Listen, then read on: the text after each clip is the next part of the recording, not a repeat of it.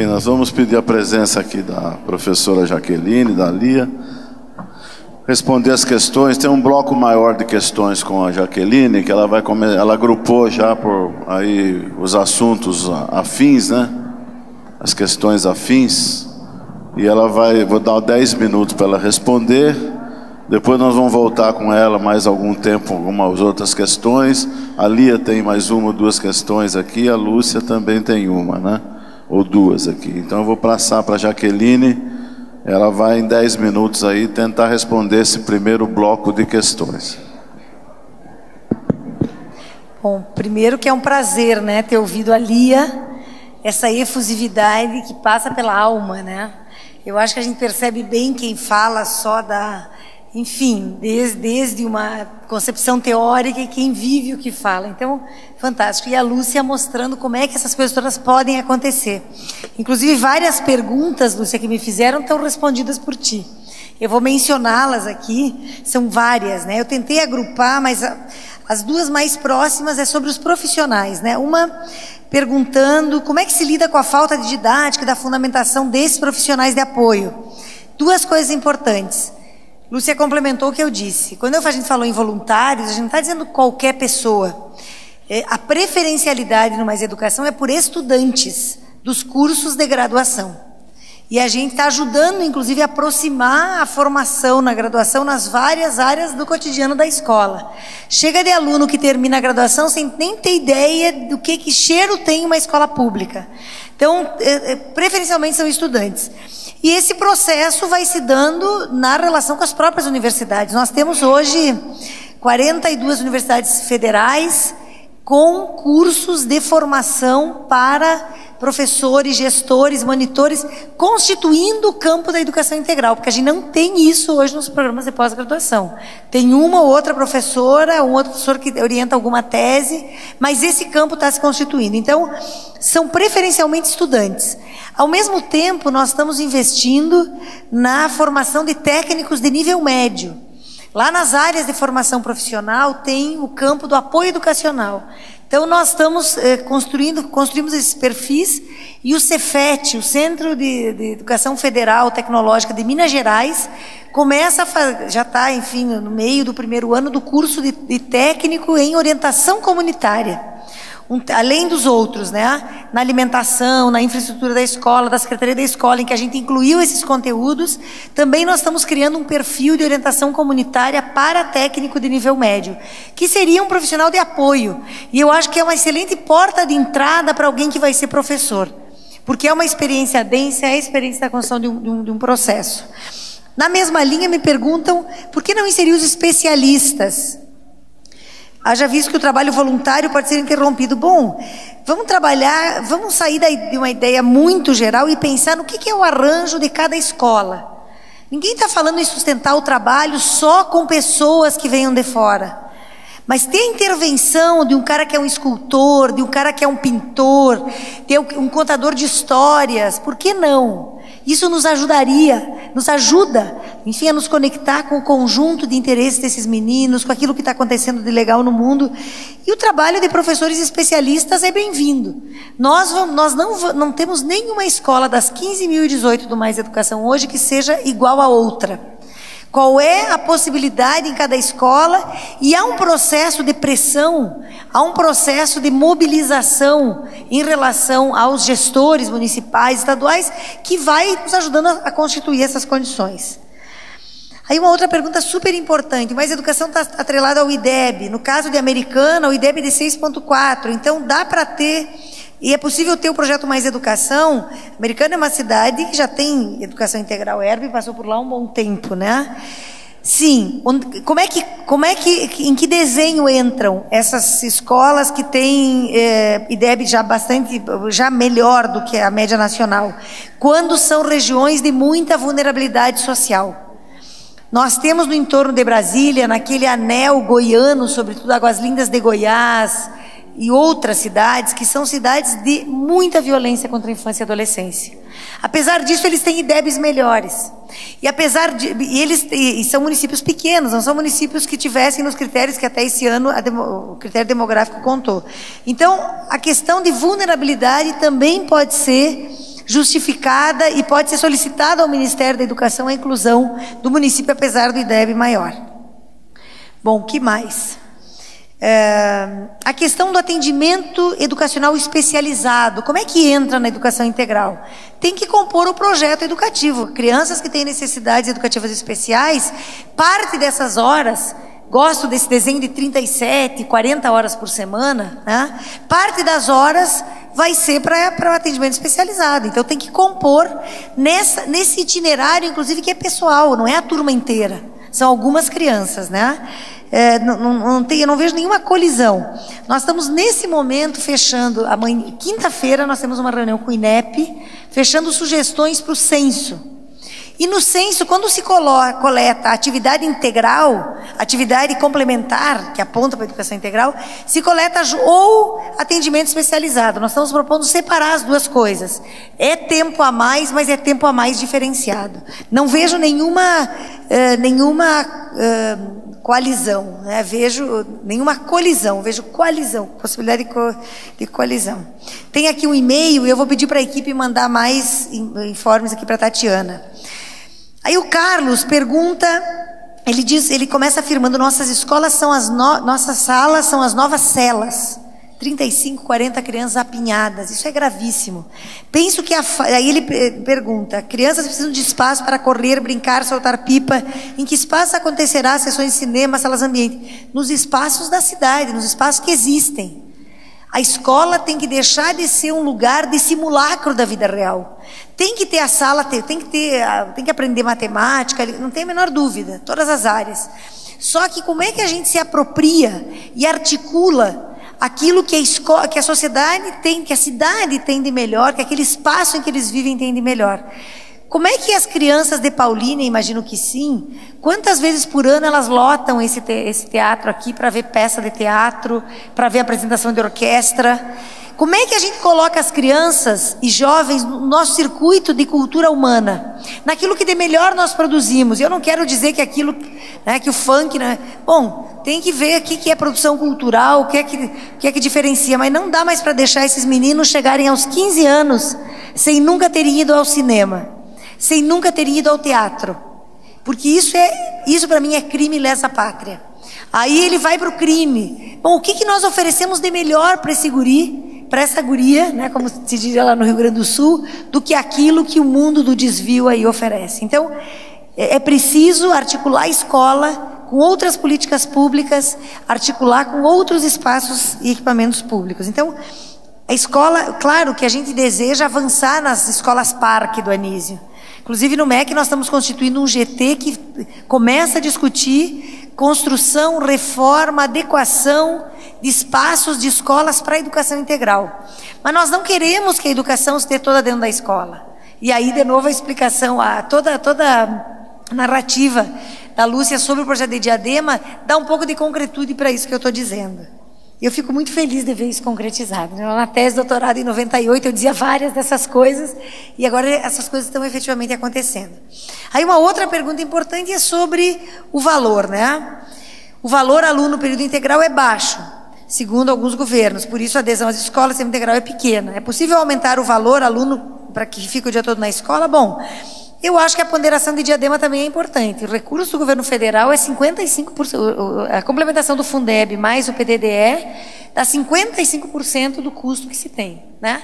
Custo que o Lula mandou chamar de investimento. Cada vez que alguém falava em custo e educação, o Lula pulava, né? Mas vamos falar o seguinte: evidente que nós precisamos ampliar os recursos. O novo Plano Nacional de Educação, que tramita no Congresso Nacional, que tem essa meta 6 específica de 50% das escolas em educação integral até 2020, ele está falando em chegar a 7% do PIB. Nós já passamos para 3, alguma coisa para 5% do PIB agora. Bom, queremos 10%, os movimentos estão pedindo 10%, vamos, pouco a pouco, nós vamos ampliando, é preciso ampliar o financiamento, porque nós estamos ampliando, inclusive, a oferta, as idades atendidas, né? Então, creio que é um processo, bom, que o valor não é suficiente, claro que não é suficiente, mas esse é o caminho para que mais recursos possam ser trazidos para a educação. E aí a Maria do Socorro, eu acho que um pouco braba comigo, diz assim: a doutora não acha que antes de uma educação em tempo integral temos direito a uma educação integral e os profissionais da educação a valorização digna e integral? Como isso é possível com o piso de 1.100? Bom, Maria do Socorro, o piso era necessário como referência. Num país em que em certos lugares os professores ganham 50, 60, 100 reais, um piso de 1.100 faz muita diferença. Vejam que o país é de grandes desigualdades, a gente sabe disso. O piso não é o teto, né? Lá no Rio de Janeiro, por exemplo, falava com a Lia agora, 2.500 o piso inicial, né? Saída. Então nós vamos ter muitas realidades, nós tínhamos que assegurar um piso. Mas o mais importante do piso, sobretudo para quem tem salários já acima do piso, é os 30% de tempo de preparação de aula, de estudo, de organização coletiva. Não tem possibilidade de fazer a escola honesta, porque o Anísio Teixeira não falava da escola de tempo integral, ele falava da escola pública do homem comum.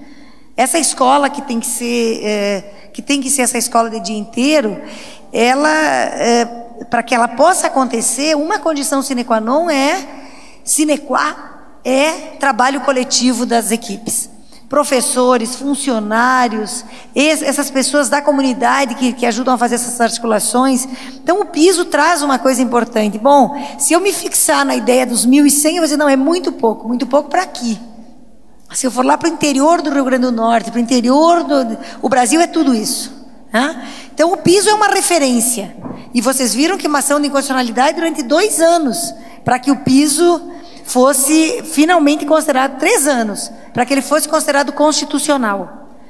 Então não se prendam no valor do piso. O piso não é teto, e a melhoria das nossas condições de trabalho depende sim das nossas lutas como trabalhadores.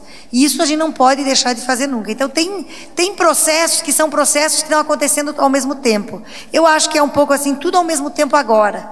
Dá para dizer que então não dá para fazer educação integral, porque agora nós vamos botar todo mundo no ensino médio. Depois, não, mas não dá porque agora nós queremos todo mundo na universidade. Não, o Brasil é um país no qual nós temos que efetivamente enfrentar, estamos enfrentando como governo federal, todas as tarefas ao mesmo tempo, porque nós temos atrasos que são atrasos históricos por opções equivocadas do nosso ponto de vista, acertadas do ponto de vista daqueles para os quais a sociedade é só para alguns.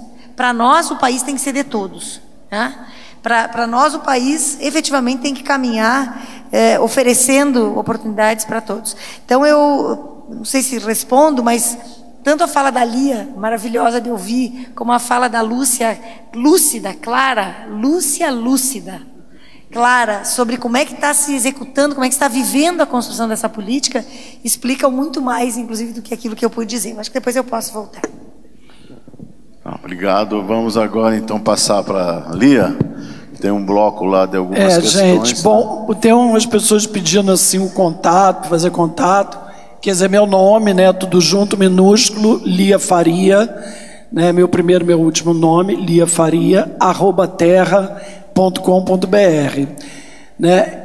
É impossível hoje realmente você não saber ligar o computador, ler um e-mail e responder. Eu acho que é uma questão de comunicação, é como estar fora desse mundo. Então, realmente, eu geralmente leio meus e-mails e respondo todo dia. liafaria@terra.com.br.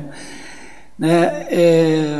O Fábio, né, que é daqui de Paulínia, ele pergunta, bom, primeiro ele diz que é muito bom ouvir, a gente está falando aqui hoje, Anísio, Darcy, Paulo Freire, Florestan Fernandes, né? A gente se preocupa tanto às vezes em ler os autores estrangeiros e, no entanto, eu acho que matérias de educação, os intelectuais da educação, os grandes filósofos da educação foram Darcy, Paulo Freire, Anísio, né, e Florestan Fernandes.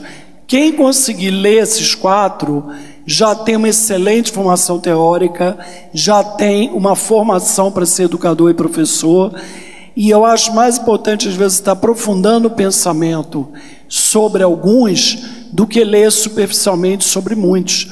Então acho que menos é mais, às vezes, numa boa formação intelectual e teórica. Tem um livro até muito interessante, Jaqueline, que saiu da Valesca, da PUC do Rio, que é uma especialista em Anísio, fiz a tese de doutorado sobre Anísio, que o título é Por que não lemos Anísio? Esse livro foi publicado pela editora da minha universidade, Eduerge. Por que não lemos Anísio?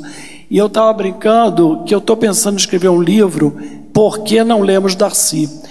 E outro escrever Por que não lemos Paulo Freire, e outros escrever Por que não lemos Florestan Fernandes. Quer dizer, eu acho que há uma ideia de ocultamento, esquecimento desse pensamento realmente autônomo, libertário, democrático, que faria o Brasil avançar.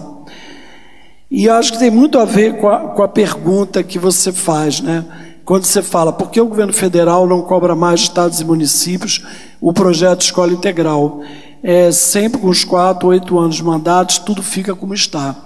Eu acho que a palestra do professor Demerval ontem, ela também foi muito esclarecedora quanto a essa última Constituição Federal e a última LDB, no que se refere ao regime de colaboração, né? A questão da federação, do Estado federativo. Quer dizer, como que vai se dar essa relação entre os 3 poderes, a União, os estados e os municípios? Porque nós também temos que tomar cuidado para não criar uma relação autoritária ou uma relação de submissão do governo federal sobre os estados e os municípios, o que seria um grande atraso. O Anísio Teixeira falava sobre a Constituição Federal de 1946, que ele a considerava uma Constituição revolucionária. Por quê? Porque a Constituição Federal de 1946, ela vai pela primeira vez apontar para o fortalecimento dos estados e criar os sistemas públicos estaduais. No ano seguinte, 1947, é criada então uma comissão para transformar aquela Constituição Federal numa lei de diretriz e base da educação nacional, que vai ser a primeira LDB do Brasil de 1961, que está fazendo esse ano de 50 anos. Para nós percebermos essa questão do esquecimento, do apagamento da nossa memória, uma coisa que tem me surpreendido, que nós estamos fazendo 50 anos da primeira LDB, da primeira lei de educação nesse país. Eu não vi uma universidade, eu não vi nada, nenhum seminário, nenhum encontro falando desses 50 anos da LDB. E para a gente perceber, então, essa nossa prática de ocultamento, de apagamento da nossa própria história, da história do Brasil, e, em particular, eu demonstro aqui, o apagamento da história da educação. O que nós aprendemos de história da educação nos cursos de pedagogia, nos cursos de licenciatura? Qual é o espaço que existe nos cursos de formação de professores para a história da educação? Porque quem é que forma os professores? É nessa história da educação, inclusive com o recorte de gênero, a questão da mulher, quem educa os educadores, que muita coisa poderia ser desvelada. Então, eu acredito, né, Fábio, que a gente deveria ter em todas as escolas a Constituição Federal, a LDB, e ter alguns momentos, uma vez por mês, dois meses, uma vez por semestre, em que a escola parasse para discutir, inclusive o escopo jurídico, o aspecto da legislação educacional. Acreditar que a gente pode ter direitos e deveres, que a gente pode ser cidadão, desconhecendo quais são os direitos e deveres, desconhecendo a nossa Constituição Federal, desconhecendo a lei número 9394/96, que regulamenta a nossa educação.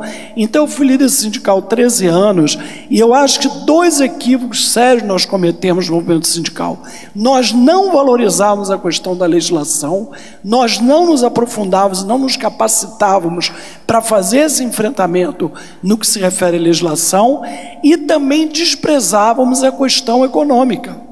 A questão do financiamento da educação, como se ela fosse uma questão menor. Ora, você não pode ir para a mesa de negociação, como sindicalista, se você não detém o conhecimento sobre a questão do financiamento e da legislação. Então, acho que isso também o sindicalismo está avançando, está percebendo, está tentando se preparar melhor para poder fazer esse enfrentamento com os gestores na hora de brigar se pode ou não pode ter aquele aumento. Porque realmente tem aí lei de responsabilidade fiscal, né, tem rubrica no Fundeb, no Fundev. Não tem jeito, gente, eu saí da Secretaria Estadual de Educação, eu respondi a mais de 40 processos. Então, hoje você ser gestor é uma coisa muito séria. E até porque quem é honesto não vai para ali para prevaricar, você fica naquele afã de fazer as coisas, de realizar, e muitas vezes você não se toca numa questão de competência técnica, do que pode, do que não pode, e sai fazendo. Vai quebrar a cara lá adiante. Né? Até porque quem não é safado, quem não é ladrão, não se especializa em maquiar as contas públicas. Porque o cara que rouba, ele é competentíssimo. Ele vai se cercar de técnicos para aprender a roubar. Né? Então, acho que a questão da legislação do financiamento, elas são tão importantes, ou mais importantes, é pré-requisito, do que as questões pedagógicas. A questão pedagógica é o agradável, né? É o creme chantilly, a cereja do bolo. Mas você tem que se preparar quanto às questões da legislação do financiamento para poder fazer esse enfrentamento e avançar. A outra questão da Cristina, né, o Fábio aqui de Paulínia, de Campinas, até quando eu li esse artigo também, esse projeto do Cristóvão, eu achei muito interessante, que ela pergunta sobre um projeto do Cristóvão Buarque, quando ele falava que se devia criar uma lei que obrigasse os políticos a matricular os filhos na escola pública, para melhorar a qualidade, né? Só que nós, como educadores, sabemos que ninguém obriga ninguém a nada, né? Existe o livre-arbítrio. Olha o que eu falei das leis que criminalizam o preconceito, né? A lei CAO sobre questão de raça, de etnia, a lei Maria da Penha. Na verdade, você criminaliza o preconceito.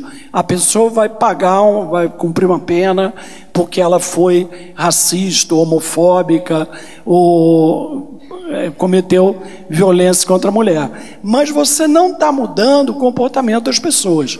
E outra coisa que eu falei hoje aqui na palestra também, é muito confortável, muito fácil a gente focar só nos políticos e esquecer que fomos nós que elegemos eles. Fomos nós que colocamos eles lá. Então, na verdade, a qualidade política do nosso país, ela está refletindo o quê? Um termo que o Pedro Demos usa que eu gosto muito. Ela está refletindo a pobreza política da nossa sociedade. Então, o Pedro Demos tem 2 livros que eu gosto muito. O título é Cidadania e Conquista. Participação e Conquista, é o título do livro. Participação e Conquista. Em que ele até se baseia muito no exemplo da Comuna de Paris, né, com o exemplo histórico de participação popular. Se a gente não participar, nós não vamos conquistar. É o título do livro, Participação e Conquista. E o outro título do livro é Pobreza Política. Então eu digo a vocês, por mais chato que seja participar, ficar horas em reunião, nós temos que voltar a nos mexer, gente. E se vocês observarem, o mundo está voltando a se mexer. A juventude está voltando a se mexer no mundo inteiro. Então, acho que a gente tem que estar atento a esses movimentos. Quer dizer, esse modelo que está aí faliu.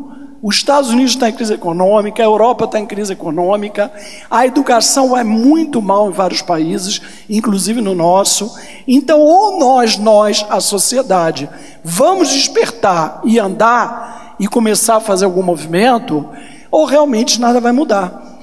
Talvez, né, eu estava conversando isso com a Jaqueline, a minha grande contribuição nessa altura da minha vida, né, estou sexagenária, está contribuindo até com o meu exemplo. Olha aqui, nem todo mundo nesse país rouba, nem todo mundo nesse país é safado. Outra coisa, ser professor é importante sim, é muito bom ser professor, é uma profissão digna, é uma profissão que vale a pena. Minha filha é professora, minha nora é professora, a maioria dos meus amigos são professores, e muitos deles de educação básica, porque eu fui professor de educação básica quase que uma vida inteira até me aposentar. Então eu acredito que as nossas opções é que tem que ser mais claras e mais válidas para nós. Porque às vezes nós próprios desmoralizamos a nossa profissão. Eu fico revoltado com essas camisetas, essas charges, essas coisas, sabe, que diminuem a nossa profissão. Eu acho que nós temos que acreditar que a nossa profissão é importante. Que ela, como diz o Paulo Freire, né, a educação não faz revolução, mas você não faz revolução sem educação. Eu não acredito em mudança sem educação. Né, o rapaz que veio me trazer, que é motorista, ele veio conversando comigo e dizendo, a minha cabeça mudou a partir de um professor de história que eu tive. Um dia ele diz assim na sala: olha, vocês não gostam de política, não fazem política, mas tem gente que gosta. Então eles vão fazer política para vocês. É isso. Nós estamos deixando o Tiririca fazer política, o Popó da luta livre fazer política, os jogadores de futebol fazer política, os ex-Big Brother fazer política. Somos nós que estamos permitindo. Então eu acredito que há vários espaços para se fazer política. Nas igrejas, nos movimentos sociais, nos partidos políticos, nos sindicatos, na nossa rua, na nossa comunidade, na nossa família, ao educar os nossos filhos, não para vencer na vida, não para se dar bem, não para ganhar muito dinheiro, mas de repente para ser livre, para ser feliz, para ser útil socialmente. Cuidado com os nossos próprios discursos, como nós educamos os nossos filhos. Porque às vezes eu já vi muita gente também de esquerda, muito progressista, que não é homofóbico, que não é racista, que não é nada disso, desde que o meu filho não tenha essa opção sexual, desde que o meu filho não queira casar com pobre, desde que o meu filho que é branco não queira casar com negro. Então, da boca para fora, é muito fácil fazer discurso bonito. Então eu, nessa altura da minha vida, eu cobro das pessoas até aquela humildade que o Paulo Freire fala. Ninguém é melhor do que ninguém.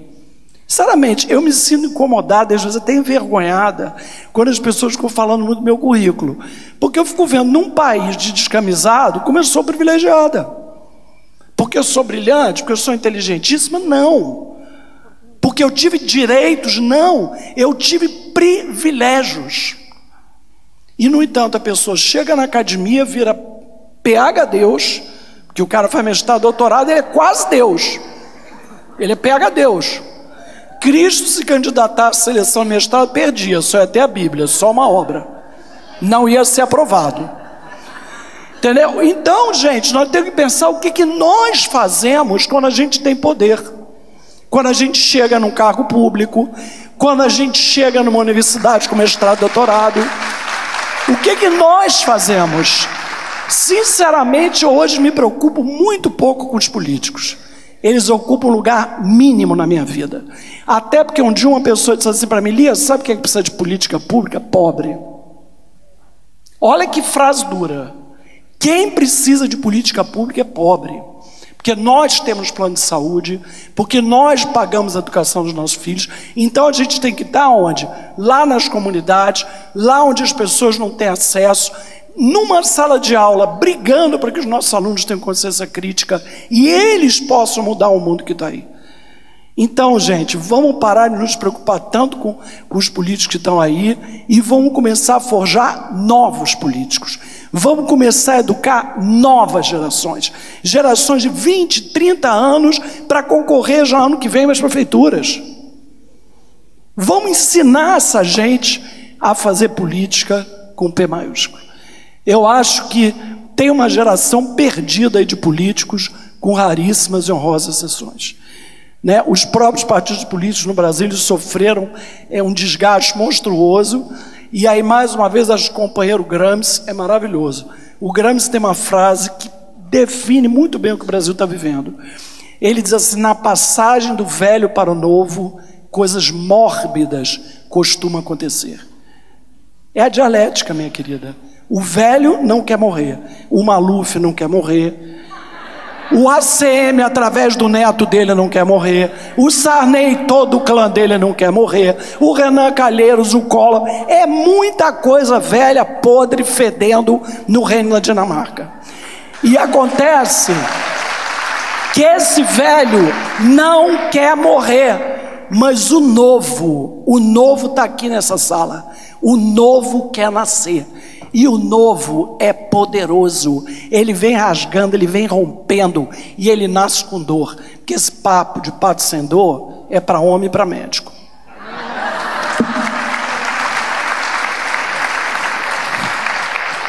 Vamos lá, Lúcia.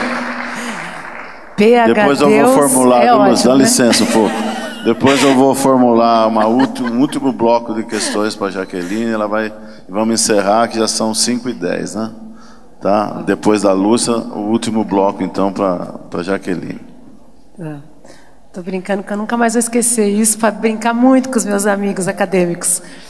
Vamos lá, tem aqui, todos os alunos da escola têm acesso a esse enriquecimento curricular ou é opção das famílias encaminhá-las para as atividades no contraturno? Não, nós estamos implantando, é uma das regras do programa Mais Educação, uma das regras, uma das indicações do Mais Educação, de que seja por adesão, né? Lógico, você tem a família tem que aderir àquela vontade, tem que ter a vontade de querer, e nós fazemos por adesão. Mas hoje, por exemplo, lá em Diadema, nós temos uma adesão na casa dos quase 70%. Né? Tem hora que a gente brinca lá, a gente até segura, esconde um pouquinho, para que não chegue, não suba, porque a gente tem as condições estruturais. Mas é por adesão, tá? Aí aqui, como foi estruturada a carga horária do professor que trabalha no programa Mais Educação? Houve alterações? Bom, a figura do professor articulador, que é aquele professor da escola que é o responsável por articular, né, todo o programa dentro da escola com os professores do período regular, com a equipe do Mais Educação. Ele é um professor que sai de sala, né? Ele sai da sala e ele é um professor que normalmente tem disponibilidade no outro tempo da vida dele, ou seja, ele não tem dois contratos como a maioria dos nossos professores, e principalmente, como eu digo, na região metropolitana, porque uma cidade é grudada na outra, os nossos professores eles vão de São Paulo para Diadema, para São Bernardo o tempo todo. Né? Então a gente suplementa a jornada para 40 horas e esse professor fica o dia todo naquela escola. E o estagiário, que é o responsável pelas aulas, ele tem uma carga horária de 20 horas semanais, 12 horas com crianças nos trabalhos, né, da grade, e 8 horas de formação. 4 horas na sexta e os outros diluído na semana para a organização das suas aulas, tá? Esse educador social, ele é remunerado? Aquela mãe, pai, avó, que eu falei que é indicado pelo conselho e dá apoio na logística de todo o funcionamento do programa. Ele assina um termo de voluntário, ele tem um caráter, uma atuação voluntária, e ele ganha, lógico, uma ajuda de custo de R$300 por mês, que a gente paga com o recurso do PDDE, que vem do MEC, tá? Aí aqui tá, como é a contrapartida do município com o projeto Mais Educação, vocês precisaram de outros parceiros? Não, parceiro financeiro não, a gente tem parceiro de atividade, né? Então, como eu disse, a gente procura, diagnostica a expertise na comunidade. Então, nós descobrimos essa ONG de atividade circense, compôs o Mais Educação. Aí ele organiza a atividade, nós repassamos recursos para eles.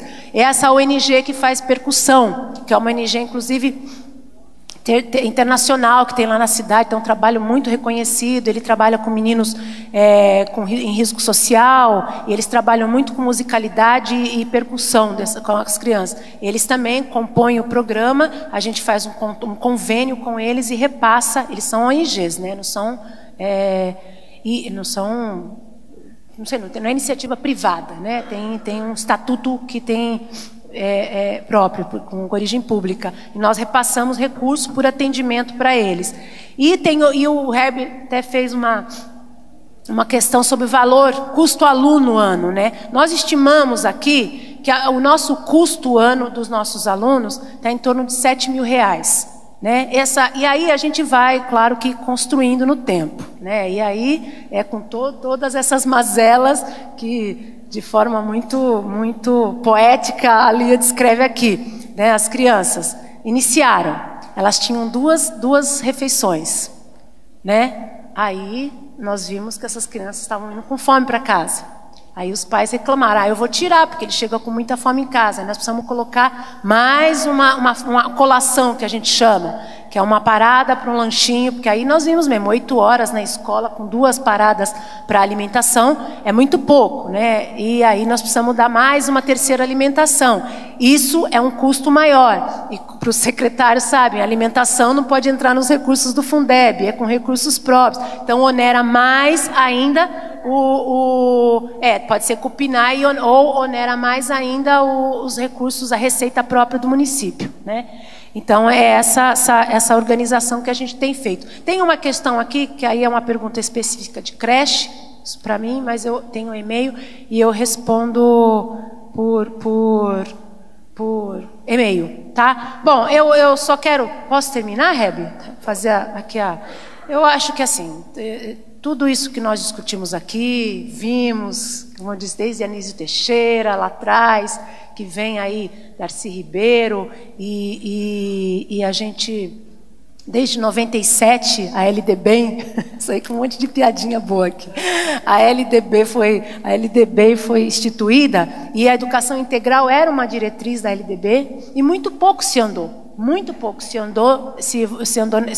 organizou no país em termos de educação integral. E só agora que a gente começa a colocar a educação integral na agenda. Ou seja, vocês estão discutindo o Plano Nacional de Educação e uma mesa específica sobre educação integral. Mesmo que a educação integral ainda tenha cobertura muito pequena em âmbito nacional. Mas eu acho que é uma aposta. É uma aposta que a gente tem feito e foi quando eu gosto muito de colocar aquele quadro do tempo de permanência das nossas crianças na escola, porque mostra a diversidade que a gente tem que trabalhar. Ou seja, eu tenho criança com menos de 3 horas na escola, mas eu consigo implementar também um programa que consegue deixar a criança até 8 horas, com uma diversidade curricular. Eu acho que é a aposta que a gente tem feito na perspectiva do mais.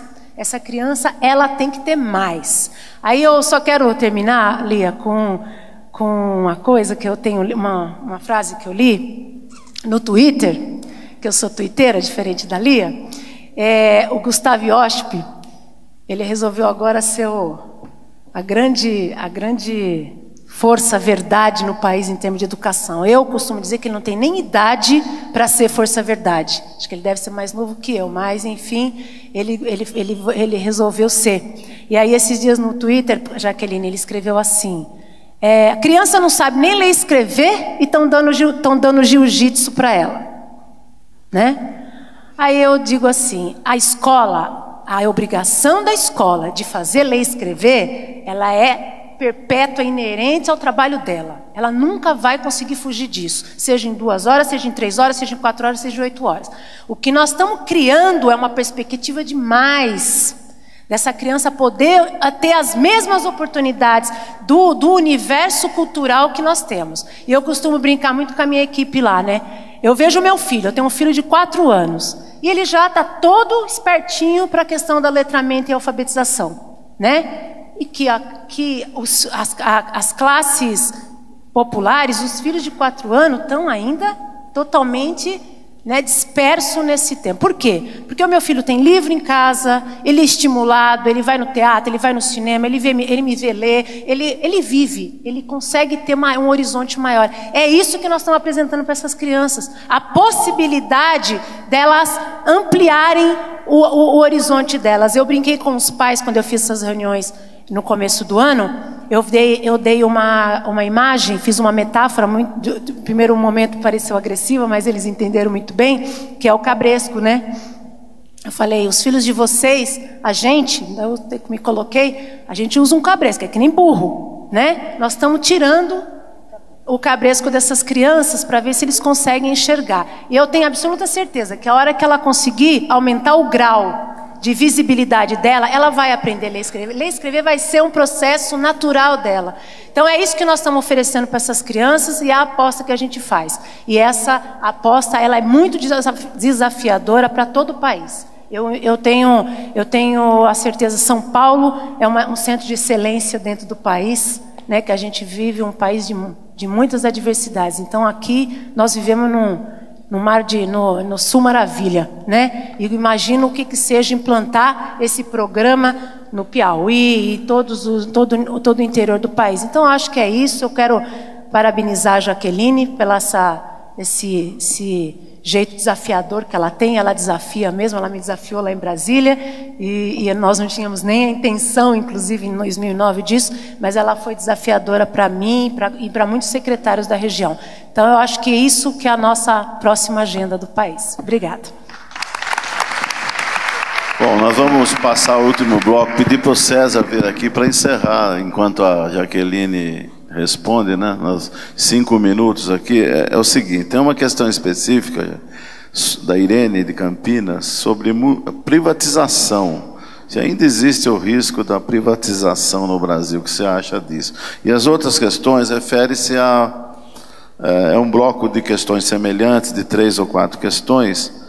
Primeiro fala assim, que da Maria Auxiliadora de Campinas também, que o governo do estado tentou implantar um projeto no antigo secretário do governo Alckmin ainda, né? Decretou a escola integral em São Paulo, mas sem estrutura, né? Depois uma outra pergunta da Cristina de Campinas, ela deve se requerir talvez a Campinas, que ela fala que do jeito que está sendo pensado, não vai funcionar o projeto, justamente por essa coisa da estrutura, de colocar algumas aulas esparsas no contraturno. Como que você vê isso, né? A questão também da estrutura. Da Cristina também, Cristina Márcia de Campinas, essa outra é Cristina Campos de Campinas, que fala sobre a questão do acúmulo, né? Que a Constituição Federal devia proibir. Para como a escola integral funciona, é preciso que os professores tenham salário digno com jornadas menores e evitar o acúmulo de cargos, né? Que é uma coisa que tem atrapalhado muito o trabalho pedagógico. A outra questão também se refere à questão da jornada, né? E como você vê aqui a questão do número que, se é possível, alguns municípios têm tentado, de Valinhos, a Patrícia, têm tentado implantar projetos ampliando a quantidade de horas só. E a questão da jornada, o que fazer com esse aumento. E a última aqui da Adriana, de Hortolândia, se você acha que devido às eleições, né, que a questão do projeto de educação integral, como Mais Educação e outros projetos, pode ser atrapalhado pelas injunções políticas partidárias, uma vez que nós temos um ano eleitoral, né? Então são essas questões. Bom, então eu começo pela questão da privatização. Acho que tem que estar sempre alerta, né? Me parece que a disputa eleitoral do ano passado, ela mostra dois campos que começam a ter uma nebulosa, porque as análises políticas também não podem ser mais tão lineares, né? Mas tem que estar alerta. Não vejo risco de privatizações, nem governo privatista. Nós temos a perspectiva, como se brigou muito o ministro Haddad, foi muito tenaz na desvinculação da DRU, então temos a perspectiva clara de aumento de receitas do Ministério. Lembrem que quando o governo Lula começa em 2003, a nossa receita chegava a 17 bilhões. No ano passado, a nossa receita beirou a 60 bilhões. Então, o governo Lula triplicou o recurso e triplicou na educação pública. Não vê quem não quer. Pode ter aqui discordâncias de detalhes. Então, me parece que o governo tem uma perspectiva clara, mas estejamos alertas. A velha burguesia, que foi a que derrubou os projetos do Anísio, que derrubou os projetos do Darcy, e tem seus porta-vozes bem claros e alguns bem nominados por aí, estão muito preocupados com a gente oferecer ao povo aquilo que sempre foi de poucos. Então tem que estar sempre muito alerta, porque tem uma luta. Não, dizer que as ideologias morreram não é verdade. Eu acho que tem uma nebulosa, porque, enfim, tem vários elementos aqui, não tem tempo de fazer esse debate, mas penso que é muito claro no governo Dilma Rousseff a perspectiva do público, né? Do avanço do público.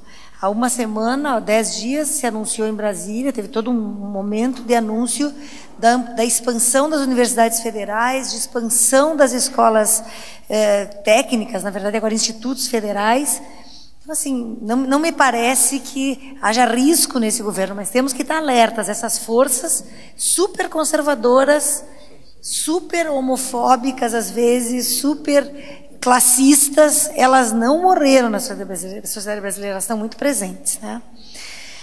Eu não acredito que uma política desta dimensão ela aconteça por decreto, né? Acho que tem esforços válidos naquilo que é a narrativa geral que a gente faz sobre o esforço de um governo ou de outro, muitas coisas podem escapar, porque muitas coisas boas podem ter sido feitas, mas eu não acredito numa perspectiva dessas por decreto. Qual é o fato novo na história da educação brasileira? O governo federal assume sua função indutora, sua função de assistência técnica e financeira para a indução da política de educação integral no Brasil. Isso é novo. Quando eu mostrei aquele mapa não é pouca coisa, que todas as unidades da federação estejam com um trabalho nessa perspectiva é algo inédito na história. Aliás, eu queria ter dito lá no início da tarde, vocês estão aqui em Paulínia, vários municípios, nós temos recebido convites do Brasil inteiro. Eu tive em Pato Branco, no Paraná, há 2 semanas, eram 42 municípios, e no Paraná tem aquela experiência de Apucarana, Porecatu e outras, e há o compromisso do governo do Estado, que nem é alinhado, nem é da base aliada do governo federal, de universalizar a educação integral até 2014. Tive em Aracaju há 3 semanas. Todos os municípios do estado de Sergipe, que é um estado pobre da federação, com esforços nessa perspectiva. Semana passada aconteceu em Tocantins um seminário internacional de educação integral. Eu e Lia tivemos lá no ano passado, nesse ano eu não pude ir, outras pessoas estiveram, e o estado de Tocantins está com a perspectiva clara da educação integral. O estado de Rondônia, cujo governador era prefeito de uma cidade chamada Ariquemes. Quem está aqui no centro do país, uma cidade pequena, mas com um projeto bacana, chamada Escola do Burareiro.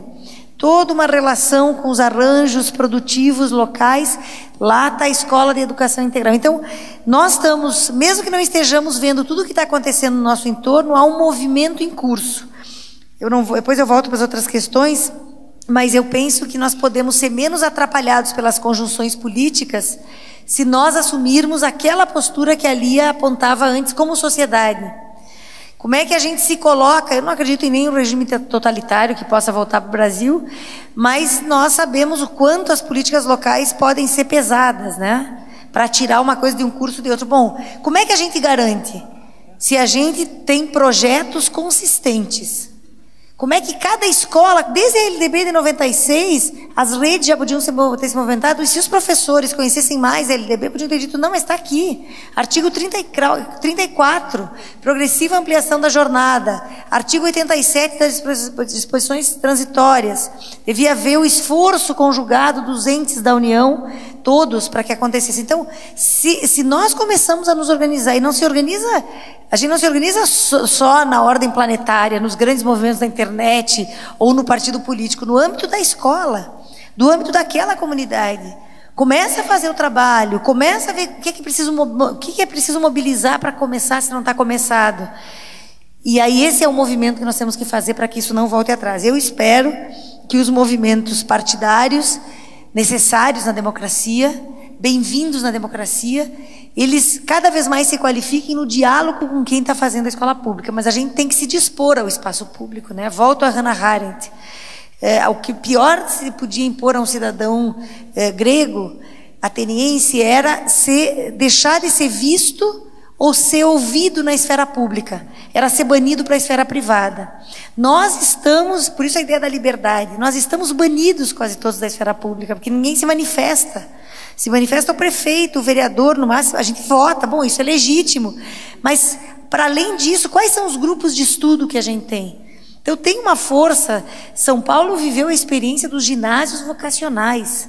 Maria Nilde Marcelani, morta há alguns anos, uma grande pedagoga que viveu aqui, que coordenou um esforço do Estado de São Paulo, e é uma experiência que tem que ser recuperada, era uma experiência de escola de dia inteiro. Também tivemos outras escolas, numa perspectiva anarquista. São Paulo é berço dos movimentos operários. Bom, São Paulo fez o presidente do país há pouco tempo, um operário que tem 5º ano, não chegou na quinta série, o Lula. Lula terminou os 4 primeiros anos, né? Então vocês têm que revolver um pouco essas camadas da história para ver o que tem atrás. Eu estou falando isso, estou me arrepiando, porque tem experiências fantásticas no estado de São Paulo, nos municípios de São Paulo. Experiências que professores anônimos, diretores anônimos sustentaram. Maria Nilde tinha um cargo lá de inspetora. Eu estou estudando a história dos ginásios vocacionais. O Rio de Janeiro está fazendo os ginásios cariocas, que são muito parecidos com os ginásios vocacionais, que eram experiências de educação integral dessa escola, que sai da visão só propedêutica dessa escola, que o Anísio vai, durante toda a obra, dizer: não dá para educar as crianças só com palavras, elas têm que mexer nas coisas, elas têm que entender como é que as coisas funcionam. Tá? E São Paulo teve várias experiências assim. Então, acho que tem que revolver o passado, tem que se organizar no presente, porque as escolas têm força, sobretudo se as escolas dialogam com as suas comunidades. O contraturno, tem que superar a ideia de contraturno. Cada vez que a gente fala de contraturno, a gente fala de uma coisa que não tem nada a ver com os professores da escola e com o diretor da escola e com a estrutura da escola. Lá, infelizmente, a primeira portaria interministerial que sai sobre o Mais Educação, que é uma portaria de 2007, ela vai usar a palavra contraturno. No decreto já não aparece mais. Contraturno é ruim. Não é contraturno, é o turno contínuo. Como é que a gente organiza esse tempo de dia inteiro? Bom, quem é que são as pessoas? Tem experiências, Nova Iguaçu, aqui no Rio de Janeiro, a experiência é fantástica. Mães, pais que acompanham esses meninos. Bom, mas isso é o quê? Nós estamos querendo esvaziar a escola dos profissionais? Claro que não. O menino fica o dia inteiro na escola. Por que eu não posso ter dois ou três pais e mães que podem acompanhar a hora do almoço lá conosco? Esses arranjos educativos locais são fundamentais, porque eles vão nos dar sustentação nesse processo. O que mais? Acúmulo de jornadas, isso é gravíssimo, né? Quer dizer, nós temos que cada vez mais, fazendo esse diálogo federativo. Eu já tenho notícias importantes. O governador Valadares, em Minas, já tem a carreira única, o professor entra agora, ou os antigos podem optar por essa carreira de 40 horas, estou terminando, só numa rede.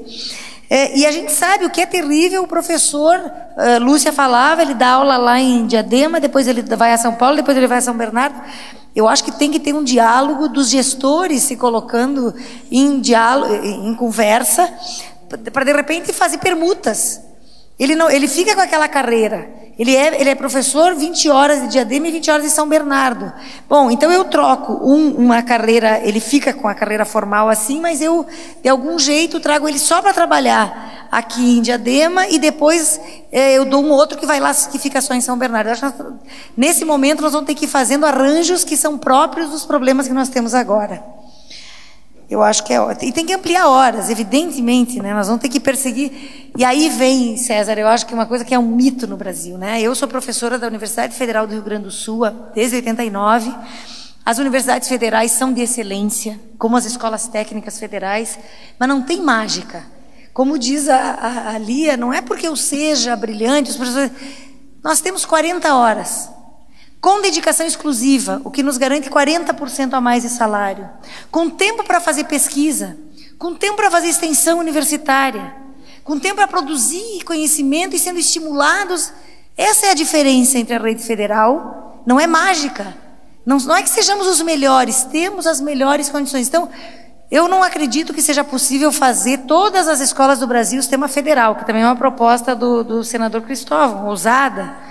Não tem como, com as grandes desigualdades, mas tem como perseguir no âmbito dos sistemas e das redes condições melhores de trabalho, condições que as escolas federais têm. Então eu penso que é um momento muito rico, tem um movimento em todo o país, e o que nós estamos fazendo seguramente vai ser determinante para a qualidade de vida e de inserção na sociedade dessas crianças e jovens que vão nos suceder nos ciclos da vida e da morte, enfim, que compõem os cenários em que nós vivemos. Muito obrigada. Passar para o César encerrar, então, as nossas atividades de hoje. Bom, quero apenas cumprimentar a excelência da mesa. Eu já estava até dando uma olhada nas avaliações que normalmente nós fazemos até para calibrar vários aspectos da produção do fórum. E, invariavelmente, as manifestações que já tinham sido entregues lá na porta, para aqueles que já precisaram sair por conta de horário, foram excelentes. Então, nem precisava isso, porque nós sabemos e queremos agradecer a toda a mesa aqui conjuntamente. Eu aproveito, então, para convidá-los à continuidade do fórum. Amanhã nós teremos a presença do deputado federal Newton Lima, que já foi prefeito de São Carlos, é conhecido, foi reitor da Universidade Federal de São Carlos, é um educador, e que hoje tem uma função de coordenação de pelo menos duas coisas importantes relacionadas ao nosso eixo temático, o Plano Nacional de Educação. O próprio Plano Nacional de Educação, já que ele coordena as audiências públicas relacionadas ao plano no Estado de São Paulo, e segundo, ele também tem a responsabilidade da presidência da comissão especial que está tratando da Lei de Responsabilidade Educacional, que é um assunto extremamente importante. Ele tem um rebatimento direto na ideia de planos, planejamento e metas educativas para os municípios e estados e para o Brasil como país como um todo. Então, Newton Lima, nós teremos também a presença do conselheiro, ex-secretário municipal de Educação e de São Luís, ex-dirigente nacional da Undime, o colega Raimundo Macir Feitosa, do Conselho Nacional de Educação, e teremos a presença também de uma representante do MIEIB, o Movimento Interfórum de Fóruns de Educação Infantil. Eu tenho a impressão que vai ser um debate quente, porque o tema escolhido é plano de educação e especificamente as questões da educação infantil, um tema que toca tão sensivelmente os municípios. E à tarde, uma mesa que também vai ser muito interessante sobre a questão da apropriação da tecnologia na escola, crítica, impacto e perspectiva, com a presença do professor Henrique Nostroça, que já está aqui conosco, além do Álvaro Luiz Cruz e José Armando Valente, que é um grande especialista aqui da Unicamp sobre as tecnologias, as novas tecnologias, viu, Lia, a respeito e das suas aplicativas na área da educação.